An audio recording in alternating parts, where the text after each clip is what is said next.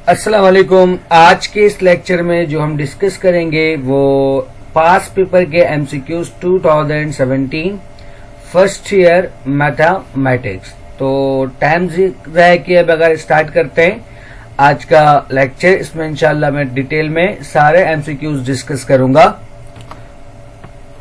जो 2017 में मौजूद है। तो सबसे पहला एमसीक्यूज जो आपके पास यहाँ पर है कि अ diagonal matrix in which all the diagonal elements are equal is called। कि डायगोनल मैट्रिक्स में अगर सारे डायगोनल एलिमेंट्स इक्वल हों तो उसे हम क्या कहते हैं। तो अगर डायगोनल मैट्रिक्स में सारे डायगोनल एलिमेंट्स सेम हो, अगर पहला भी ए है तो अगला भी क्या आपके पास ए हो, तो इसे हम कहते हैं स्केलर मैट्रिक्स। ठीक है, तो यहाँ पर जो सही ऑप्शन है जो टिक लगा हुआ है वो आपके पास क्या होगा, स्केलर मैट्रिक्स। सही है। नेक्स्ट हमारे पास a coin is toss thrice the probability of getting 3 tail. एक कॉइन को आप क्या कर रहे हो, 3 बार टॉस कर रहे हो। तो आपसे पूछ रहे हैं the probability of getting 3 tail is, तो क्या चांसेस है कि उसके अंदर 3 टेल होंगे। तो हम जानते हैं कि आपके पास जो कॉइन का बेस होता है वो कितना होता है आपके पास 2, और कॉइन कितने आपके पास 3 है, तो 2 की पावर 3 आपके पास कितना हो जाएगा 8।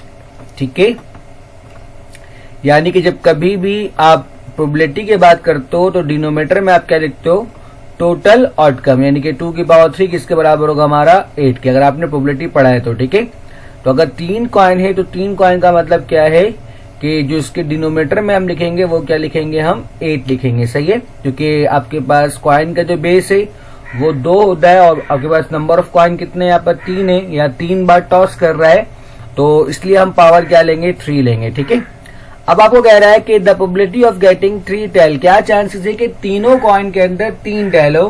तो ऐसा सिर्फ और सिर्फ एक ही बार हो सकता है। आप सबसे पहले क्या करोगे, सिंपल स्पेस बनाओगे जिस तरह आपको आता। अगर आपको नहीं आइडिया इस चीज का तो आप सिंपल स्पेस बना के चेक कर लोगे, और उसके बाद आपको दिखेगा कि इसके अंदर जब आप सिंपल स्पेस देखोगे तो एक ही बार ऐसा हो रहा होगा जिसके अंदर 3 आपके पास क्या मिल रहे होंगे, हेड मिल रहे होंगे, और टेल भी आपके पास 3 एक ही बार मिल रहे होंगे। तो यहाँ पर आपको क्या कह रहा है, टेल 3, तो ऐसा सिर्फ और सिर्फ एक ही बार होगा। इसका मतलब न्यूमरेटर में हम क्या लिखेंगे 1। बेसिकली प्रोबेबिलिटी हम किस तरह फाइंड करते हैं कि हम चाहते क्या है और क्या क्या आ सकता है। तो जो हम चाहते हैं उसको हम लिखते हैं न्यूमरेटर में, और जो जो आ सकता है उसको हम लिखते हैं डिनोमिनेटर में। ठीक है, तो इसका मतलब जो हम चाहते हैं 3 टेल वो एक बार होगा कि तीनों कॉइन के अंदर 3 टेल हो, और क्या क्या आ सकता है जो उसके पास पॉसिबिलिटी है वो है 8, तो इसका मतलब 1/8। अगला एमसीक्यू हमारे पास है 1 + 2x + 3x square is equal to. सबसे पहले आपको जो भी सीरीज गिवन हो तो आप इसको लेट कर सकते हो किसके, 1 - x की होल पावर n के। ठीक है, तो हमने लेट कर लिया कि किसके बराबर है हमारा 1 - x की होल पावर n। ठीक है, अच्छा 1 + x भी लेट कर सकते हैं और 1 - x भी लेट कर सकते हैं, कोई इश्यू नहीं है। ठीक है, उसके बाद आपके पास क्या है, ये बराबर होगा किसके 1 + 2x + 3x square and so on. इसके आगे आप कंटिन्यू लिख लें, कोई फर्क नहीं पड़ता। ठीक है, उसके बाद हम जानते हैं ये 1 - x की होल पावर n बराबर होता है 1 - n x plus 1/2 factorial n-1।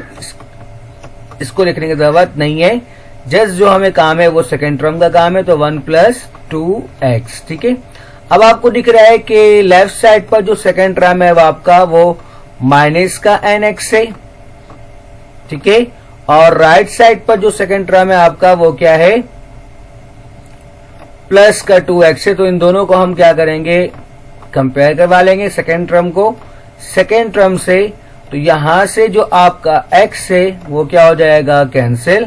यानी कि माइनस एन आपका बराबर होगा किसके, 2 के। तो यहां से जब एन फाइंड करोगे तो एन आपका किसके बराबर हो जाएगा, -2 के। तो उसका मतलब जो आंसर होगा हमारे पास 1 माइनस एक्स की होल पावर -2।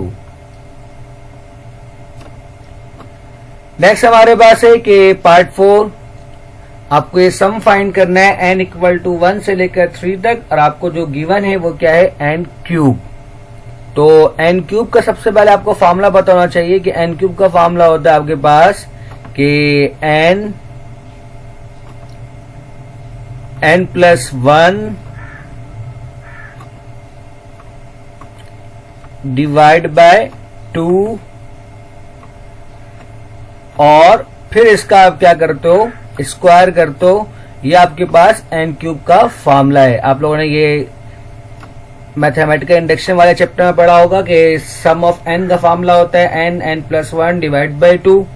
इसके अलावा सम ऑफ n स्क्वायर का फॉर्मूला होता है n plus 1 2n plus 1 divide by 6, और n क्यूब का फॉर्मूला होता है n प्लस 1 डिवाइड बाय 2। अब जो आपको n गिवन है वो किसके बराबर है, यहाँ पर 3 के बराबर है, क्योंकि 1 से लेकर 3 है। तो जहां जहां पर n है वहां पर हम क्या करेंगे, 3 पुट कर देंगे। तो देखते हैं इसको, सबसे पहले हम यहाँ पर क्या करेंगे, 3, चूंकि यहाँ पर n प्लस 1 है तो n किसके बराबर है हमारा, 3 के। तो 3 प्लस 1 कितना हो जाएगा हमारे पास, 4, और डिवाइड बाय हमारे पास क्या है, यहाँ पर 2 है। तो डिवाइड बाय हम क्या लिखेंगे, 2, और इसका हमारे पास क्या है, स्क्वायर है। ठीक है, तो अब आप 2 को 4 से कैंसिल कर सकते हो कि 2 मल्टीप्लाई 1 2, और 2 मल्टीप्लाई 2 आपके पास क्या बनेगा, 4। तो अब आपके पास क्या बच रहा है, 3 और 2। तो 3 मल्टीप्लाई 2 कितना होता है, 6, और 6 का स्क्वायर कितना होता है, 36। If tan theta greater than 0 and cosec less than 0, यानी कि आपका tan थीटा पॉजिटिव है और cosec आपका नेगेटिव है। cosec नेगेटिव का मतलब ये है कि आपका साइन नेगेटिव है, ठीक है ना, क्योंकि आप जानते हो cosec और साइन एक दूसरे का रेसिप्रोकल है। तो tan आपका पॉजिटिव है, तो tan कहाँ कहाँ पॉजिटिव होता है, तो tan एक तो फर्स्ट और थर्ड में पॉजिटिव होता है। लेकिन फर्स्ट के अंदर आप जानते हो सारे के सारे फंक्शन क्या होते हैं, पॉजिटिव, यानी कि साइन भी पॉजिटिव होता है, और साइन पॉजिटिव का मतलब cosec भी पॉजिटिव होगा। तो इसका मतलब जो आपके पास tan फिर इसके अलावा फर्स्ट और थर्ड में होता है। तो अगर फर्स्ट में नहीं है तो लाजमी सी बात है फिर ये कहाँ होगा, थर्ड में होगा। और हम जानते हैं थर्ड में जो आपका cosec है, cosec मतलब साइन, ये आपका नेगेटिव होता है। इसका मतलब जो सही ऑप्शन है वो यहाँ पर वो क्या है, third quadrant. 1 minus 2 sine square theta by 2 ये किसके बराबर है, तो हम जानते हैं एक फॉर्मूला आपने पढ़ा होगा कि cos 2 थीटा ये बराबर होता है equal to 1 minus 2 sine square theta के। ठीक है, इन्हें cos 2 थीटा बराबर होता है 1 माइनस 2 साइन स्क्वायर थीटा के। चूंकि हम कहलाते हैं इसको ट्रिग्नोमेट्रिक आइडेंटिटीज, इसका मतलब हमें जो सवाल में एंगल है वो थीटा बाय 2 है।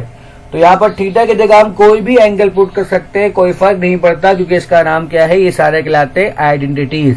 आइडेंटिटीज का मतलब ये होता है कि अब एंगल कुछ भी पुट करो कोई फर्क नहीं पड़ेगा। तो मैं क्या करूंगा, यहाँ पर जहां जहां थीटा है, थीटा की जगह पर मैं क्या करूंगा, जस्ट थीटा बाय 2 पुट कर दूंगा। ठीक है, तो थीटा बाय 2। इसी तरह राइट साइड पे भी जहां पर थीटा है वहां पर मैं क्या करूंगा, थीटा बाय 2 पुट कर दूंगा, यानी कि 1 माइनस 2 साइन स्क्वायर, और थीटा की जगह पे आप क्या करोगे, थीटा बाय 2 पुट कर दोगे। ठीक है, तो आपको दिख रहा है कि यहां से ये 2 से 2 आपका क्या होगा, कैंसिल। तो जस्ट आपके पास क्या बच जाएगा, cos थीटा, यानी कि cos थीटा बराबर होगा 1 minus 2 sine square theta by 2। तो जिसका सही ऑप्शन है वो क्या है, cos थीटा।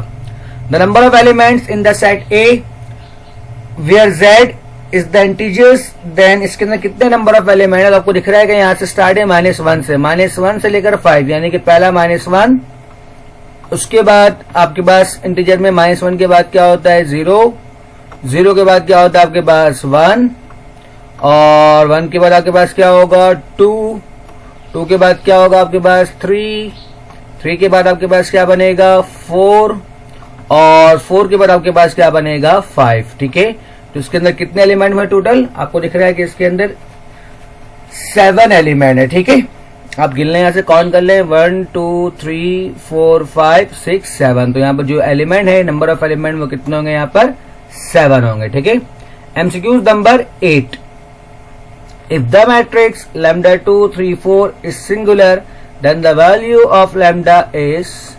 तो अगर ये सिंगुलर है तो फिर हम जानते हैं कि जो इसका डिटर्मिनेंट होगा वो किसके बराबर होना चाहिए? 0 के, यानी कि इसको हम लिख सकते हैं किसके बराबर? 0 के बराबर, चूंकि ये सिंगुलर है। तो अब आप जानते हो डिटर्मिनेंट फाइंड करना है, तो सबसे पहले हम लैम्डा और 4 को मल्टीप्लाई करवाएंगे, तो ये हमारे पास क्या बन जाएगा 4 लैम्डा, और उसके बाद बिटवीन में आप लिखते हो माइनस साइन, और उसके बाद माइनस साइन लगाने के बाद फिर आप 3 और 2 को मल्टीप्लाई करवाओगे, तो आपके पास ये बन जाएगा 6 इक्वल टू 0। ठीक है, फिर आप सिंप्लीफाई करोगे, माइनस का 6 उस तरफ जाएगा क्या होगा आपका प्लस का 6, और 4 मल्टीप्लाई में उस तरफ जाएगा क्या होगा डिवाइड में, यानी कि आपका जो लैम्डा है वो किसके बराबर हो जाएगा 6/4 के। सही है, तो इसको आप कैंसिल कर लें 6/4 को, तो 2 की टेबल से आप कैंसिल करें तो 2 × 3 होता है 6, और 2 × 2 क्या होता है 4। इसको मतलब जो सही ऑप्शन बनेगा वो आपके पास वो क्या बनेगा 3/2। अगला आपके पास है the distance between the point 1,1 to 2,1। आप जब कभी भी आप डिस्टेंस निकालते हो तो डिस्टेंस फाइंड करने के लिए हमारे पास जो फॉर्मूला है वो होता है x2 - x1 divide by y2 - y1 का होल स्क्वायर।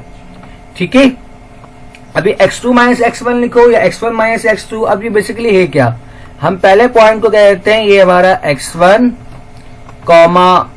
y1 है, और दूसरा जो पॉइंट है हमारा वो क्या है x2, y2 है। ठीक है, अच्छा एमसीक्यू ये फाइंड करने के लिए डिस्टेंस आप x2 - x1 लिखो या x1 - x2 लिखो, कोई फर्क नहीं पड़ता, बस इतना आपको याद रखना है कि फर्स्ट कॉम्पोनेंट को फर्स्ट से माइनस करना है और सेकंड कॉम्पोनेंट को सेकंड से माइनस करना है। तो square root of x2 - x1 यानी कि 2 - 1 का whole square plus second component क्या है 1, और यहां भी क्या आपके पास 1, तो इसको हम क्या कर देंगे 1 - 1 का होल स्क्वायर, यानी कि y2 - y1 का होल स्क्वायर। ये आपका फॉर्मूला बनता है डिस्टेंस फॉर्मूला। तो ये 1 से 1 आपका कैंसिल होगा, ये तो 0 हो जाएगा, 0 का स्क्वायर खत्म हो जाएगा, जस्ट यहाँ क्या बचेगा 2 - 1, 2 - 1 मतलब 1, और 1 का स्क्वायर क्या होता है 1, और 1 का स्क्वायर रूट भी कितना होता है 1 होता है, इसलिए जिसका आंसर होगा वो क्या होगा 1 यूनिट। नेक्स्ट आपके पास कह रहा है एमसीक्यू नंबर 10 में the circle inscribe with in a triangle so that it touches all the sides of the triangle is called, इसे हम कहते हैं इन सर्कल। अगर आपको कहेगा कि सर्कल जो है ट्राइंगल के वर्टेक्स से पास हो रहा है तो उसका मतलब वो कहलाएगा सर्कम सर्कल, और अगर सर्कल ट्राइंगल के साइड को टच कर रहा है मतलब, और जब टच करता है तो वो सर्कल जो है ट्राइंगल के अंदर होता है, इसका मतलब इसे हम कहते हैं इन सर्कल। ठीक है, जिसकी डेफिनेशन है। उसके बाद the principal value of tan arc tan - 1, arc tan मतलब होता है tan इनवर्स, तो tan इनवर्स और tan को आप कैंसिल करो, आपको जो आंसर आएगा डायरेक्ट वो क्या आएगा -1 आएगा। सही है, एक ये भी तरीका है, लेकिन थोड़ा सा ब्रैकेट है इसलिए इनवैलिड है, लेकिन एमसीक्यूज में आपको कोई मेथड तो शो करना नहीं होता है। अगर आपको प्रॉपर देखना है तो सबसे पहले tan को आप वैसे लिखोगे, आपके पास r tan -1 है, जिससे मैंने आपको बताया कि r का मतलब होता है tan इनवर्स। तो आप ये चेक करो कि किस एंगल पर आपके पास tan 1 के बराबर होता है, तो हम जानते हैं tan जो है हमारा 45 डिग्री पर 1 के बराबर होता है। चूंकि माइनस साइन है तो माइनस साइन को आप बाहर लिखोगे, और r tan 1 की जगह आप क्या लिख सकते हो π/4, π/4 मतलब आपके पास क्या बनेगा 45 डिग्री। अगेन आपका माइनस साइन वैसे ही रहेगा, और आप tan π/4 फाइंड कर लो, मतलब 45 डिग्री, तो किस बराबर होता है 1 के, तो आंसर क्या है आपके पास -1। अब सिंपली आप क्या करो tan और r tan को कैंसिल कर दो, क्योंकि r tan का मतलब होता है tan इनवर्स, और tan इनवर्स आपस में क्या होता है कैंसिल। नेक्स्ट हमारे पास the arc length of a unit circle with centre angle pi by 6 radian approximately. ठीक है, अच्छा आपको आर्क लेंथ निकालना है, मतलब आपको एस निकालना है किसका, यूनिट सर्कल का। यूनिट सर्कल मतलब आपके पास क्या होता है, जिसका रेडियस बराबर होता है 1 के। तो आपका फॉर्मूला होता है S equal to R theta. ठीक है, तो आर आपका किसके बराबर है, आर आपका बराबर है 1 के, और थीटा जो है आपका वो किसके बराबर यहाँ पर गिवन है आपको पाई बाय 6। तो अब जस्ट क्या करो, कैलकुलेटर उठाओ और पाई बाय 6 की वैल्यू फाइंड कर लो। पाई बाय 6 मतलब आप पाई की वैल्यू लोगे 3.1428 ये वाली वैल्यू। ठीक है, डिग्री में नहीं ले लेना यहाँ पर। तो पाई बाय 6 की वैल्यू निकाल लो। तो आई थिंक यहाँ पर आपके पास क्या आ रहा है 0.52। वैसे आप एक बार वेरीफाई कर लेना पाई बाय 6 की वैल्यू को चेक करके कैलकुलेटर से। ठीक है, यानी कि पाई क्या लोगे आप 3.1428 वाली वैल्यू। उसके बाद आपको अगला एमसीक्यू से the value of 1 plus omega square की पावर 3। तो हम जानते हैं कि 1 प्लस ओमेगा स्क्वायर किसके बराबर होता है 0 के। तो ये चीज आप काफी पढ़ चुके होंगे कि 1 प्लस ओमेगा स्क्वायर जो बेसिकली आपका बराबर होता है वो किसके बराबर होता है माइनस ओमेगा के। तो माइनस ओमेगा की पावर आपके पास क्या बनेगा 3। ठीक है, चूंकि पावर ऑड नंबर है आपका, तो ऑड नंबर का मतलब है माइनस साइन रहेगा, और आपके पास क्या हो जाएगा ओमेगा क्यूब। और आपने ये भी पढ़ा होगा कि ओमेगा क्यूब किसके बराबर होता है आपका, ओमेगा क्यूब बराबर होता है 1 के। तो इसलिए जो इसका आंसर होगा सही वो क्या होगा -1। Next let x plus 3 iota equal to 2y iota. The value of x and y respectively are. ये दो कॉम्प्लेक्स नंबर है, इसकी वैल्यू आपको फाइंड करना है। तो हम जानते हैं कि जब कभी भी हम कॉम्प्लेक्स नंबर को सॉल्व करते हैं तो रियल पार्ट को रियल पार्ट से और इमेजिनरी पार्ट को इमेजिनरी पार्ट से। तो जो लेफ्ट साइड पर x है ये हमारा रियल पार्ट है, और जो 3 आयोटा है ये हमारा इमेजिनरी पार्ट। 3 जो हमारा ये क्या है इमेजिनरी पार्ट है। ठीक है, इसी तरह राइट साइड पर जस्ट 2y आयोटा है, इसका मतलब यहाँ पर सिर्फ कॉम्प्लेक्स पार्ट गिवन है, रियल पार्ट गिवन हमें नहीं है। तो सबसे पहले हम रियल पार्ट को रियल पार्ट लिखते हैं, यानी कि x हमारा रियल है और राइट साइड पर रियल कुछ भी नहीं है। तो जब कुछ भी नहीं है तो हम क्या लेंगे 0, यानी कि x को हम क्या मानेंगे, x को हम मानेंगे 0। और यहां से आपको लिख रहा है कि आयोटा के साथ लेफ्ट साइड पर 3 है और राइट साइड पर 2y है, तो उसका मतलब हम लिख सकते हैं कि 2y जो है आपका बराबर होगा किसके 3 के। चूंकि 2 मल्टीप्लाई हो रहा है तो राइट साइड पर जाए क्या होगा डिवाइड। तो इसका आंसर क्या बनेगा 3/2, यानी कि x का आंसर है 0 और y किसके बराबर है 3/2। तो क्या बनेगा 0 and 3/2। MCQ number 15 2 matrices A and B are confirmed for addition if both have। ये कंफर्म है कि ये ऐड हो रहा है। और दो मैट्रिक्स कब ऐड होता है, दो मैट्रिक्स सिर्फ उस वक्त ऐड होता है जब उनका ऑर्डर सेम होता है। इसका मतलब अगर ये कंफर्म है तो कंफर्म उसी वक्त होगा जब इसका ऑर्डर क्या होगा सेम होगा। तो इसलिए हम यहाँ पर क्या लिखेंगे same order. The sum of infinite geometric series, आपको सम फाइंड करना है। तो आप जानते हो जो आपका a है वो किसके बराबर है, फर्स्ट टर्म को हम कहते हैं 1/2, और जो आपका r होगा यानी कि सेकेंड टर्म में से आप फर्स्ट टर्म को डिवाइड करवाओगे तो आपको क्या मिलेगा r, यानी कि 1/4 डिवाइड बाय आपके पास क्या बनेगा 1/2। इन दोनों को डिवाइड करो, जो 1/4 और 1/2 को आप डिवाइड करोगे तो 2 × 1/2 और 2 × 2 आपके पास क्या बनेगा 4।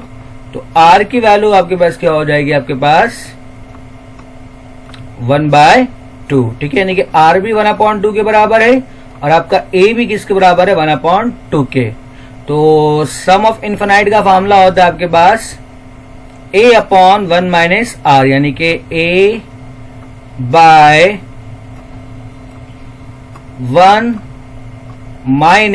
- r। ठीक है, तो a आपका किसके बराबर है, a आपका बराबर है 1/2 के, और डिनोमिनेटर में आपके पास क्या है 1 - r, यानी कि 1 - 1/2।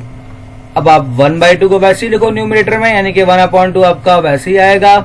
और डिनोमिनेटर में आप एलसीएम लो तो जाहिर सी बात जब 1 में से आप हाफ को सबट्रैक्ट करोगे तो आपके पास हाफ ही बचेगा, यानी कि 1/2 बचेगा। तो 1/2 से 1/2 आपका कैंसिल होगा, तो जो आपको आंसर आएगा वो क्या आएगा 1।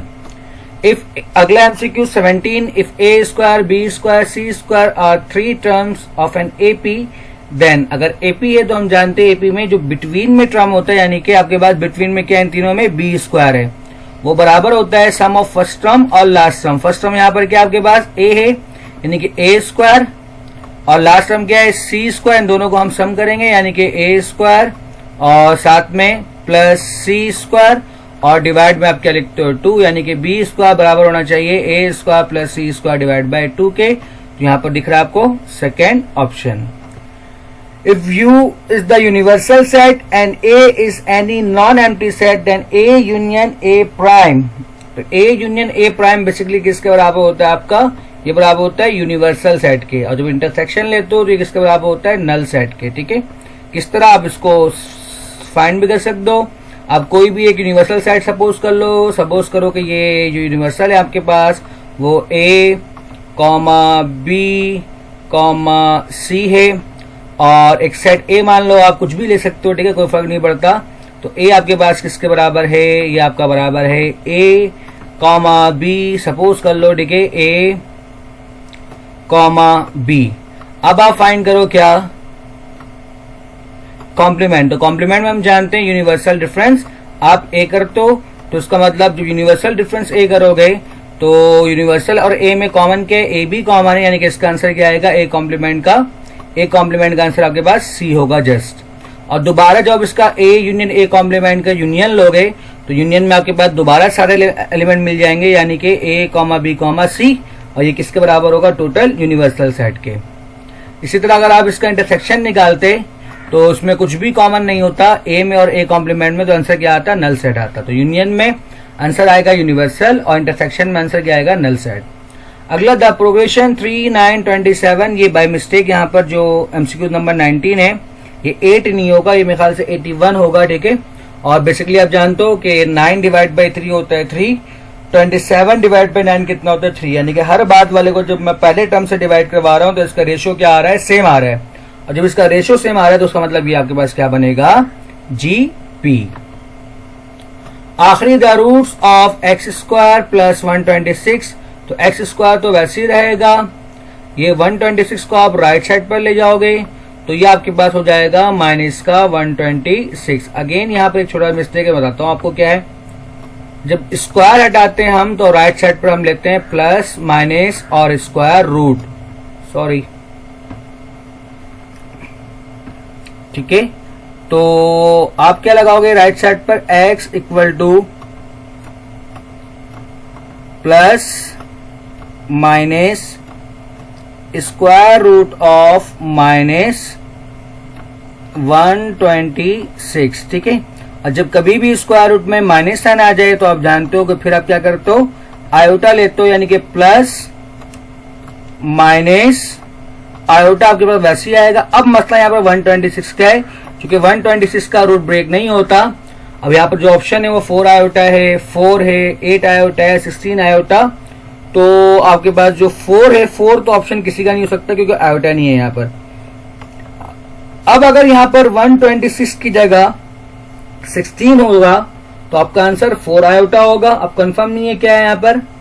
अगर यहाँ पर 126 की जगह 64 होगा तो आपका आंसर क्या होगा, 8 आयोटा होगा प्लस माइनस।